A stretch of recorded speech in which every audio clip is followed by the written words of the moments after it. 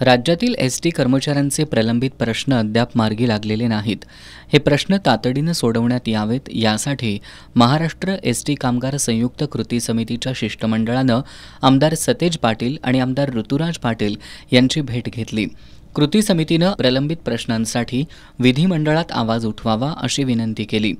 राज्य शासकीय कर्मचाऱ्यांप्रमाणे राज्य परिवहन कामगारांना वेतन देण्यात यावं, कामगार कराच्या तरतुदीनुसार शासकीय कर्मचाऱ्यांना देय असणाऱ्या महागाई भत्त्याचा दर त्या तारखेपासून लागू करावा, एप्रिल 2016 ते ऑक्टोबर 2021 या 58 महिन्यांच्या कालावधीच्या घरभाडे भत्त्याची थक हमी त्वरित मिळावी, सन 2016 ते 2020 या कालावधीसाठी जाहीर केलेल्या 4,849 कोटी रुपयांमधील शिल्लक रक्कम कामगारांना वाटप करण्यात यावी आदी मागण्या या निवेदनात करण्यात आल्यात.